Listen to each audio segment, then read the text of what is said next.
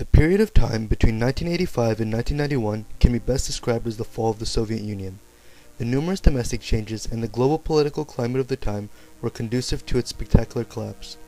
Indeed, the main reason for the fall of the USSR was damage that it essentially inflicted to itself. Mikhail Gorbachev's fateful decision to instill the policies of glasnost and perestroika effectively brought a slew of unforeseen consequences that led to the Union's demise and proved advantageous to America and the Western Bloc.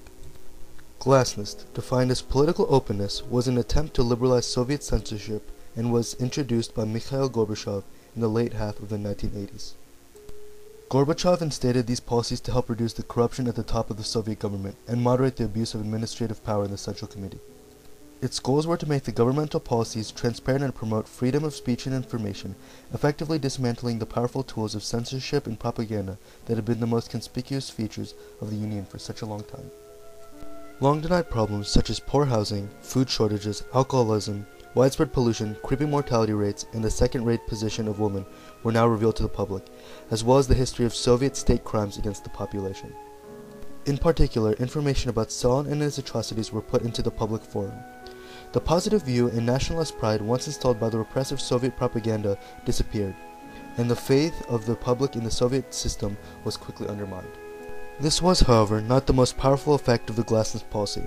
Political openness logically brought about local elections in the Soviet territories. The implications and the reality of this concept proved disastrous for the stability of the USSR.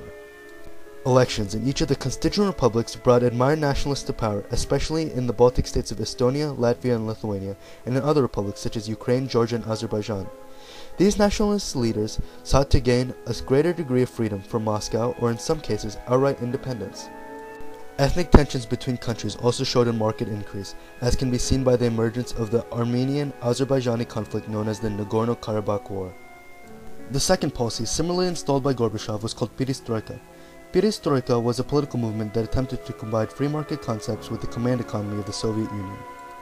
Gorbachev intended for it to increase the efficiency of the socialist economy. It greatly weakened the hand of the Communist Party in politics, instilled policies of supply and demand, and permitted private ownership of businesses in the services, manufacturing, and foreign trade sectors. A main problem that arose was great economic hardship for the Soviet people. It caused inflation as prices rapidly shot upwards. Material shortages also became common.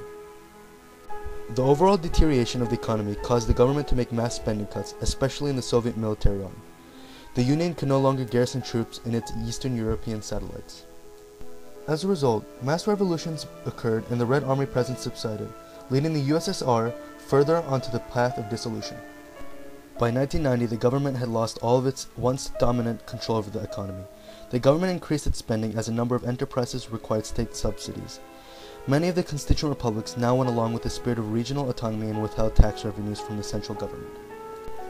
The elimination of regulation, especially in the consumer sector, broke down traditional supply and demand relationships, leading to production bottlenecks. The widespread and revolutionary changes brought on by Gorbachev caused great economic turmoil. Economic dissatisfaction with these changes was expressed by the constituent republics, who found it easy to blame Moscow for their troubles. They could now express their discontent after the new glasnost policies. While these revolutionary changes effectively destroyed the Soviet Union, they also brought upon a number of positive effects for America. First, the disestablishment of the Soviet Union and the subsequent end of the Warsaw Pact caused America and its NATO allies to end the vehement nuclear arms race that had been going on between the two for decades.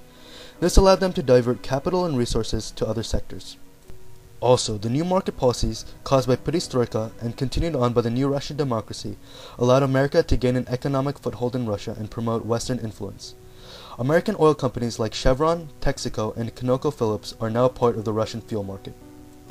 In addition to oil expenditures, America has also established a place in the luxury goods sector. Once impossible under the Soviet government, a wealthy upper class has formed and now is a prominent consumer base for American companies. The numerous social, political, and economic changes brought on by Mikhail Gorbachev after 1985 undoubtedly caused the splintering of the Soviet Union. The widespread economic chaos caused by his perestroika policies led to great instability within the Union. The changes brought along by the glasnost movement disillusioned many people within the Union and caused many democratically elected autonomies to form. The destruction of the Soviet Union and the establishment of the Russian Federation increased American influence in the West and put an end to the Soviet-American arms race. All in all, the changes of this time period completely altered the political landscape of the world and has lasting effects to this day.